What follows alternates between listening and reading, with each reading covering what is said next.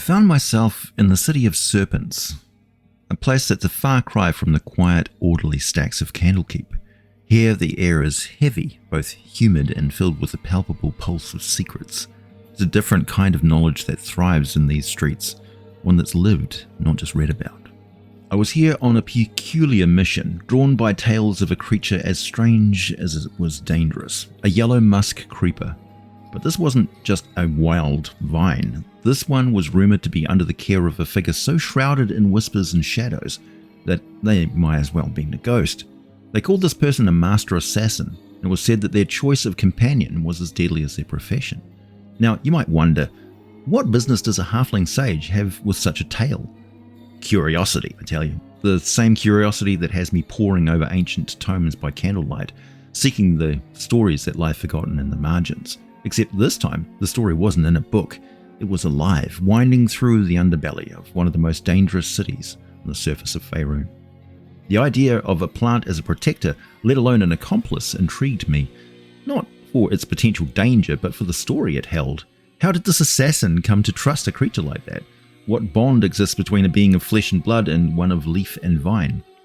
Despite the overarching presence of serpent folk lore and the city's daunting name, life in the City of Serpents pulsated with the same vibrancy and rhythm as any other bustling trade hub along the Vilhon Reach. Markets overflowing with goods, voices bargaining, the clang of metal and the rich scent of spices mingling with the salty air. Ritualized combat was a spectacle here, drawing crowds that revelled in the display of skill and bravery, a testament to the city's respect for strength and tradition. It had a lot of Chondathan culture, but was twisted and a lot more brutal. Nature, especially its serpentine aspects, was revered, weaving its way into the fabric of daily life, from the architecture to the artistry of local crafts. Yet this reverence didn't extend to all. Ancient arcane spellcasters walking the streets wrapped in an aura of suspicion, their powers a source of unease amongst the populace, preferred the tangible strength of steel or the reliability of trade. And beneath this bustling surface, however, lay the stark reality of the kobold underclass. These small reptilian beings navigated a precarious existence, caught between being dismissed as vermin and exploited as labour. Their plight, a shadow beneath the city's vibrant life, was a stark reminder of the inequalities that thrived in the underbelly of many human settlements of some size. Understanding the city's dynamics was crucial, not just for navigating its streets, but for unravelling the layers of its society, where a master assassin could command respect and fear in equal measure, and a plant could be more than just flora, but a symbol of power and control. I simply had to know if the tall tales I'd heard in the taprooms bore any resemblance to reality. In the dimly lit corridors of the Undercity, life takes on a different hue. Here, the silent blade in the dark has the power, where a kobold can rise to infamy, wielding death from the shadows. The kobold in question, I learned, was no ordinary creature. Cloaked in whispers and rumours, this assassin had carved a niche in the city's complex social tapestry, respected and feared in equal measure.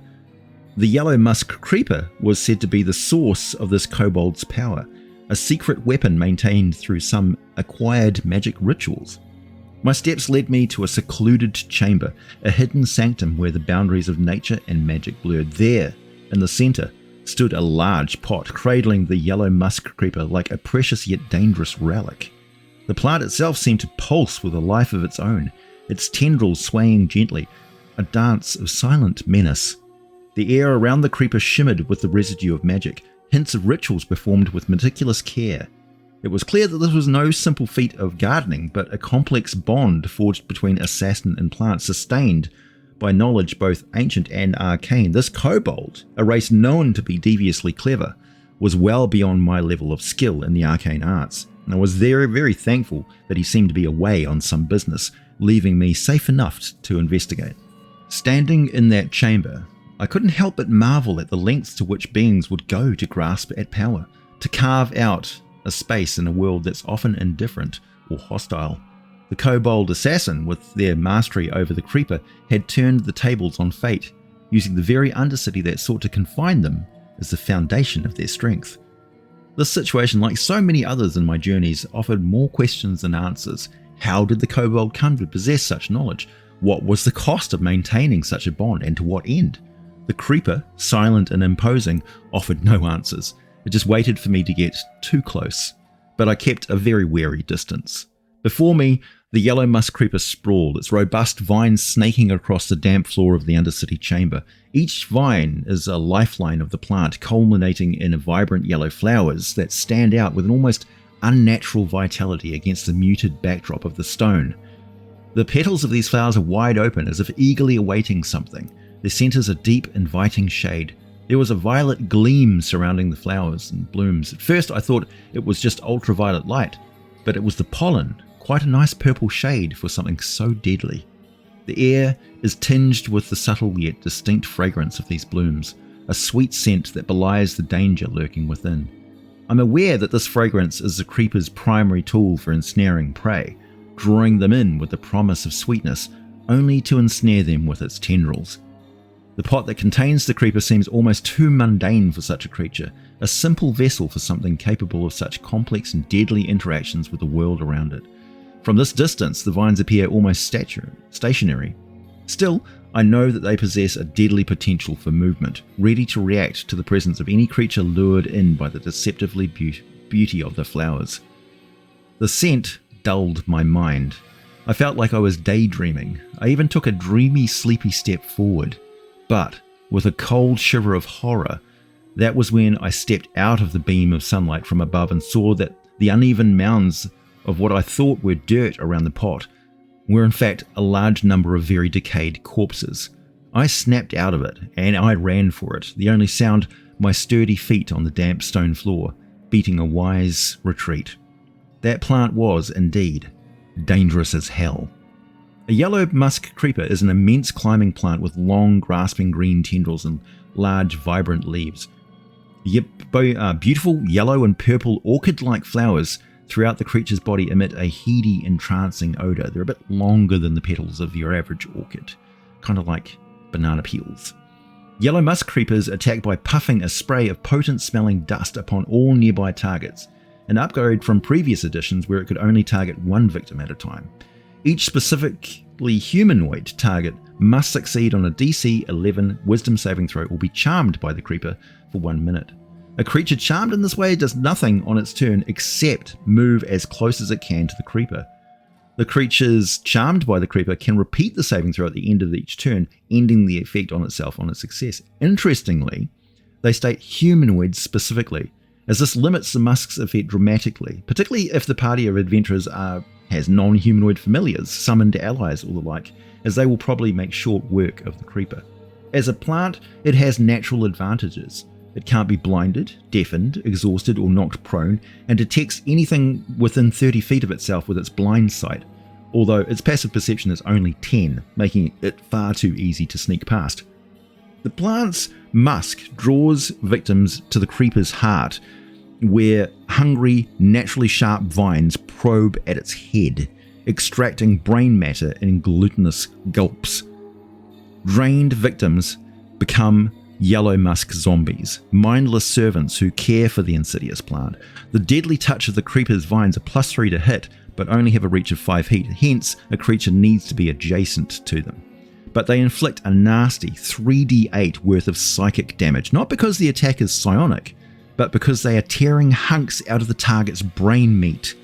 If the target is a humanoid that drops to 0 hit points due to this damage, it dies and is implanted with the Yellow Musk Creeper bulb. After being dead for 24 hours, the corpse animates as a yellow musk zombie unless the bulb is destroyed. The bulb is destroyed if the creature is raised from the dead before it can transform into a yellow musk zombie, or the corpse is targeted by a remove curse spell or similar magic before it animates. Despite their bulk, yellow musk creepers react swiftly to potential prey and maneuver their flowers within spraying distance. The plants grow from a single bulbous root submerged beneath the creature alongside the buried trappings of previous victims. Yellow musk creepers usually grow in underground regions that have some amount of loose soil, and they shrink away from direct sunlight. Occasionally, the plants thrive under the canopy of deep woods or forests. They make excellent guards, and some have been deliberately planted in a location to protect nearby treasures. Particularly paranoid hoarders sometimes bury their treasures several feet below the base of the plant. One of the advantages of the yellow musk zombies is that they can't be turned by clerics, as technically they're not undead, and they can't be turned by holy power, as a corpse is not full of negative entropic energy. It's full of plant. The plant provides the metabolic power and control over the corpse's nervous system, though fairly quickly the tendrils will spread through the body, replacing the dead nerves anyway. I know this contradicts the 5th edition listing for the Yellow Musk zombie, but that's just because Wizards of the Coast have forgotten what an actual undead creature is. It's one that's not animated by a plant. Just as a general heads up, guys. The alchemical uses of the Yellow Musk Creeper are quite important. The pleasant musky aroma of the flower petals lasts a long time after they are plucked and dried, and they're gathered and sold in markets. Then alchemists will ground into a fine powder, extract the salts from it, and mix it with other ingredients to create potions of superior healing. You can do that in the Baldur's Gate 3 video game by gathering 3 flower petals to create the salts of musk and mixing them into a solution, which is a vital ingredient of a superior healing potion. But of course, the whole plant is toxic, and it's easy enough to make an extract from it that is notoriously potent as a narcotic, causing those who simply inhale the scent of it to get lightheaded, and anyone who ingests it to slip into a deep slumber for hours, sometimes even days. Most markets where narcotics can be found will at least know someone who can get hold of the extract. Raven's Bluff has small amounts in stock most of the year. The markets of the Underdark have quite a lot of it. In fact, the ancient underground highway that once hosted the traffic of dwarves in the old Shanatar region, known as the Nemesis Tunnel, is now filled with Yellow Musk Creepers, and they grow natural and wild in the thick hot jungles of Karatur and the island of Cholt. You can also find it growing in the land of Thay, where it has become naturalized to that region. The Thayan variety has deep red sap, which is quite distinctive. Well, that covers the Yellow Musk fairly well. Time to move on to the next D&D lore video. What would you like to learn about next time? My name is AJ Pickett. Thanks for listening, and as always, I'll be back with more for you very soon.